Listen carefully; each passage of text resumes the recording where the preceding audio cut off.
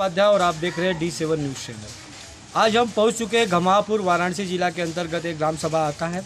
गम्हापुर में 2 दिन पहले यहाँ पे एक महिला जिनका नाम माया है और उनके पति जिनका नाम बबलू जी है, उनके ऊपर जानलेवा हमला किया गया था। चाकू और गड़ासे से उनके मार के उनको घायल कर दिया गया है और महिला का एक पैर भी टूट गया है। तो ऐसे में एक ये सब लफड़ा एक ज़मीन विवाद को लेके झगड़ा हुआ था। यही है वो ज़मीन है जिसके विवाद को लेके महिला और उसके पति पे जानलेवा हमला किया गया था। इस हमले में महिला का और उसका पति बहुत बुरी तरह से जख्मी है। तो हम मिलेंगे यहाँ के लोगों से और जानेंगे कि इस मामले को लेके यहाँ के लोगों की क्या राय है, किस तरह से मारपीट हुआ और किस वजह से मारपीट हुआ। तो हमारे साथ एक भाई साहब हैं, हम उनसे भी मिलेंगे, बातचीत करेंगे। क्या नाम है सर आपका? दिनेश साहनी। दिनेश साहनी जी, ये क्या मामला है, किस बात को लेके यहाँ पे झगड़ा हुआ? जमीन विवाद के लेके हुआ। जमीन विवाद को लेके किनके बीच में हुआ था झगड़ा है? महेंद्र साहनी, बल्लू साहनी, माया देवी, उनके देवर पप्पू साहनी, गुड्डू पप्पू की वाइफ थी जी। तो ये झगड़ा लगभग कितने बजे हुआ था? देखिए, झगड़ा का जड़ तो 12 बजे से शुरू हुआ था। 12 बजे? तो 12 बजे से शुरू हुआ था। पप्पू ने 100 नंबर 2 बार बुलाया।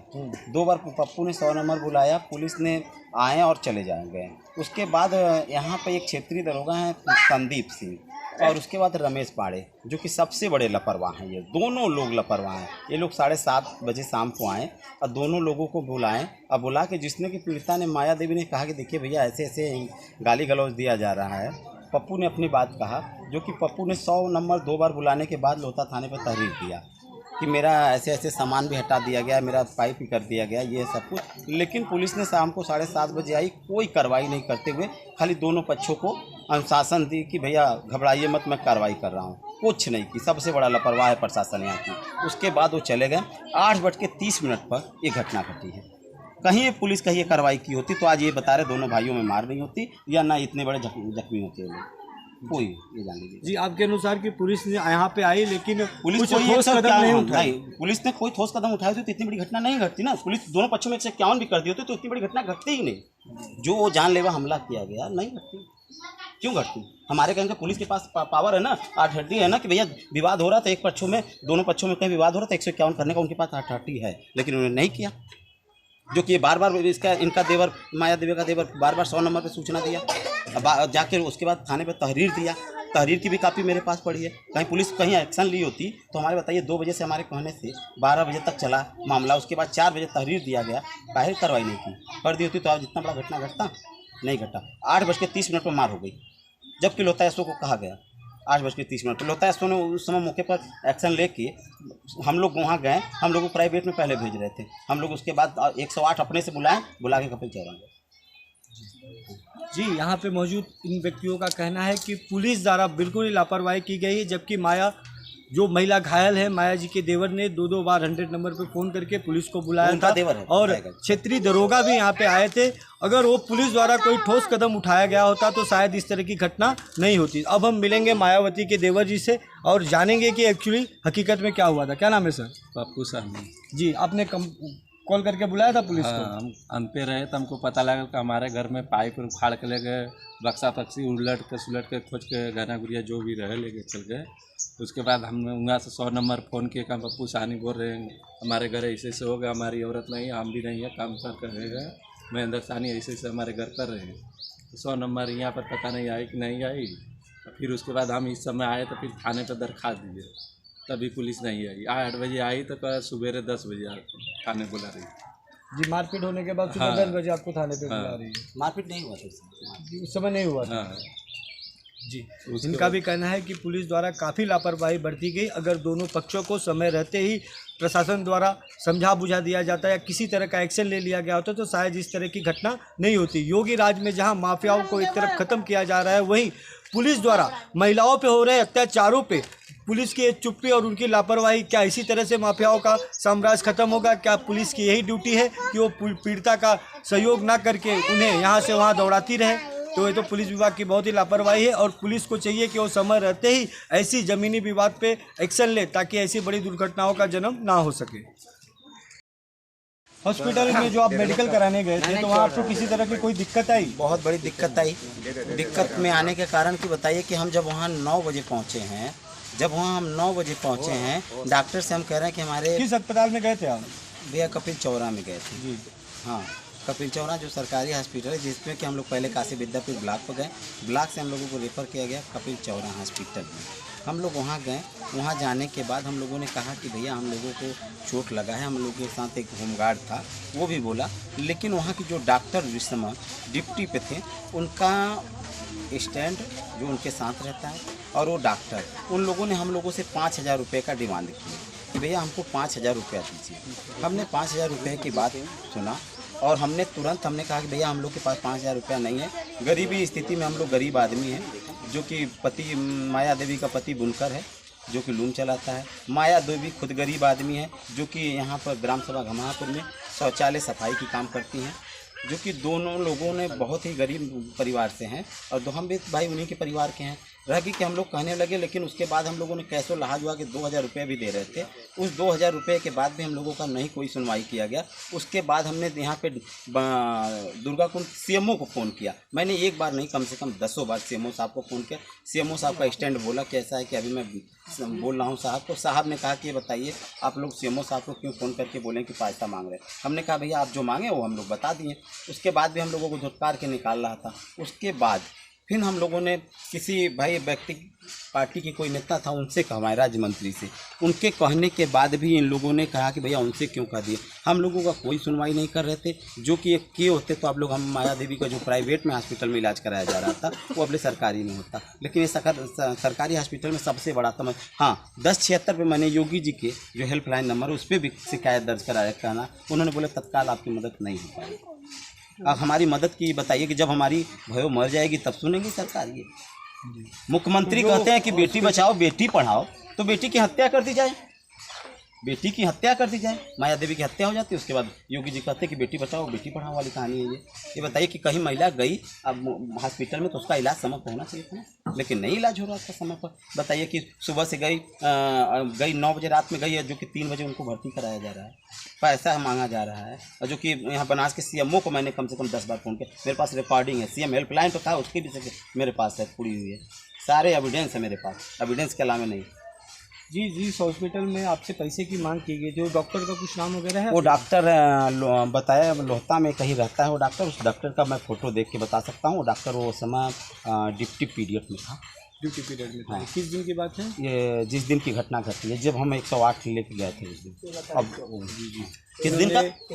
13 चौरा हॉस्पिटल में ड्यूटी पे मौजूद डॉक्टर पे भी 5,000 रुपये रिश्वत मांगने का आरोप लगाया गया है और इनके द्वारा जब पैसे नहीं दिए गए या किसी से और हेल्प ली गई, यहाँ तक कि इन्होंने सीएमओ को भी फोन करके सीएमओ को घटना के बारे में सूचित किया, लेकिन सीएमओ द्वारा भी इनके ऊपर कोई भी हेल्प नहीं किया गया।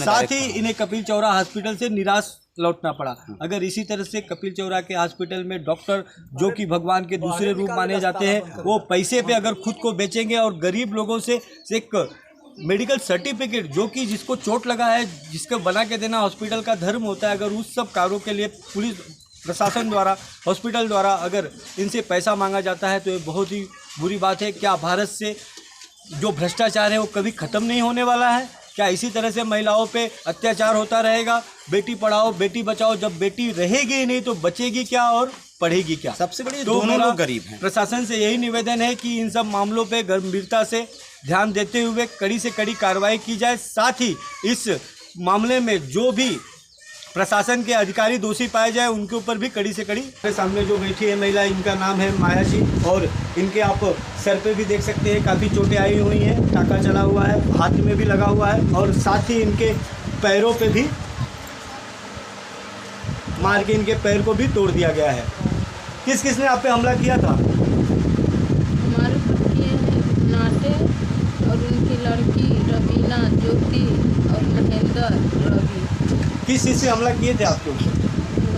वहाँ से सर वो जो मछली काटते हैं ना, गड़ासी से और रम्मी से और एक बल्लम से जी छुरी था और गड़ासी से यहाँ पर मारे हैं सब लोग। 2 गड़ासी चलाए, यहाँ पर रम्मी से लगा हुआ है। हमारे उनकी लड़की ने रम्मी से मार दिए हैं पैर पर, पैर जी। महिला का कहना है कि इनके सर पे रम्मा से जो लोखंड का रम्मा होता है, जो खन्ने वाला होता है, उससे इनके सर पे वार किया सर पे गड़ासे से वार किया गया है और पैर पे इनके रम्मा मार के इनके पैर को भी घायल कर दिया गया है। तो अब हम बात करेंगे उनके पति बबलू जी से और उनके भी दिखाएंगे कि उनको कहाँ कहाँ चोटें लगी हैं। क्या नाम है सर आपका? आपके सर पे चोट कैसे लगी? हम तो सर काम पे तो रहे थे, वो हमारा बालक गया था बुलाने के लिए कि चलो मम्मी पापा और चचा को मार रहे हैं, और तब से आए हम देख रहे थे, तब से तो हमको गड़सा चला के मार दिया हमको। जी, जब वो आपकी महिला को यहाँ पे मार रहे थे तो उस समय आप घर में नहीं थे? नहीं थे। तो उस समय घर में कौन कौन था? पप्पू था, गुड्डू था, हमारी वाइफ थी, अब हमको खुद नहीं पता है। गए थे, मार रहे थे इतना ज़्यादा कि हम देख ही नहीं पाए कि कौन मार रहा है कौन नहीं, तब से तो हमको गड़सवा चला दिया वो नटवा। अच्छा, सर पे कई जगह मारे हैं, तब से उसका लड़की गोड़ पकड़ के झूल गई हमारा पूरा, दोनों लड़की और दोनों लड़का मारत बड़ा हमके। जी, बबलू जी का कहना है कि जब एक कहीं काम से बाहर गए होते, घर में नहीं थे, इनकी महिला इस घर में अकेली थी, तभी विपक्षियों ने इनकी महिला के ऊपर हमला कर दिया। सलिया और रम्मा और गड़ासों से इनके सर पे मारचोट करने लगे। तब इन्हें किसी तरह से सूचना मिली कि आपकी वाइफ को मारा जा रहा है। जैसे ये भागे भागे घर पहुंचे तो इनके ऊपर भी हमला कर दिया गया और साथ ही इनको भी मार के घायल कर दिया गया। तो ऐसे में आपको प्रशासन से कुछ हेल्प वगैरह मिला कि नहीं? नहीं, कुछ नहीं मिला। वो तो दोपहर में 11 बजे के लमसम में 11 साढ़े 11 बजे उनके मतलब महेंद्र साहनी और उनके रवि और नाटे उनके छोटे भाई ने गड़ासा लेकर आए थे। हम लोग का एक था लोहे का बम्मा, लोग भी ले गए, गड़ासा लेके दौड़ रहे थे, तो हम तो घर में लुक गए। मारने के लिए बहुत गाली गलौज देकर फिर वापस चल गए। उसके बाद में हम 100 नंबर पर 112 नंबर पर पुलिस को बुलाएं, पुलिस ने कोई मेरा सुनवाई ही नहीं की। बोलिए कि चलिए देखा जाएगा, हाँ आप लोग उनको शाम को दरख्वास्त दे दीजिए। फिर जब हम दरख्वास्त दिए तो शाम को दरोगा साहब आए और 2 सिपाही आए, हमको तो नहीं पता कौन कौन सा सिपाही आए थे उस समय। कुलदीप थे और रमेश पाड़े, तो मान लीजिए जो बता रहे हैं भैया साहब वही थे। और उसके बाद में वो समझा कर गए, बोले कि चलिए आप कल आइएगा। हम बोले कि नहीं, इन सबको मना कर दीजिए सर, न गाली दें और शांति से रहे, हम लोग कल शाम को जाएंगे। इनको ठीक 15-20 मिनट जाने के बाद उन सब एकाएक हम लोग पर हमारे पर मार किए। न कोई गाली न कोई क्रोध, तुरंत मार किए। हम अपने द्वार पर खड़े थे उस समय, उसी समय उन सब मार किए हम लोग पर। जी, आप देख सकते हैं कि महिला के पति जब घर में नहीं थी तो महिला को इतनी बुरी तरह से मारा गया है, गड़ासा मार के इनके सर पे हमला किया गया है और इनके पैरों को भी तोड़ दिया गया है। अगर इनके ऊपर जानलेवा हमला था थोड़े से ज़मीनी विवाद को लेके, और योगी राज में जहां माफियाओं को ख़त्म किया जा रहा है, वहीं महिलाओं के ऊपर अगर इस तरह का अत्याचार और जानलेवा हमला होता रहा तो महिला योगी राज में कहां तक सुरक्षित है। और साथ ही आप देख सकते हैं हमारे हाथ में जो FIR की कॉपी है, जिसमें पुलिस द्वारा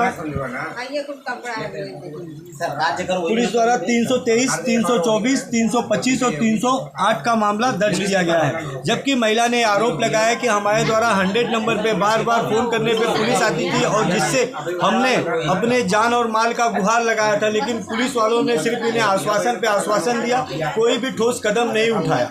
और रात 8:30 बजे उन लोगों ने महिला और उनके पति को बहुत ही बुरी तरह से मार दिया है। तो जानलेवा हमला था, भगवान का शुक्र है जो इस महिला की जान नहीं गई, सिर्फ सर और पैर ही टूट के रह गए हैं। तो योगी राज में अगर इस तरह से महिलाओं के ऊपर अत्याचार होता रहा तो महिलाएं कहाँ सुरक्षित हैं? क्या योगी राज में गुंडा राज इसी तरह से ख़त्म हो गया? और साथ ही योगी जी से मैं निवेदन करूँगा कि जो वर्दी में छुपे गुंडे हैं, जो पुलिस वाले हैं, जो इस तरह से महिलाओं और पीड़ितों को एक्शन नहीं लेते, उनके ऊपर जो पक्षपात का आरोप लगता है, तो ऐसे पुलिस वालों को योगी जी सबसे पहले ख़त्म करेंगे तो ही गुंडा राज खत्म हो सकेगा। अन्यथा महिलाओं के ऊपर इसी तरह से अत्याचार होता रहेगा और पुलिस के ऊपर इसी तरह से उंगली उठती रहेगी।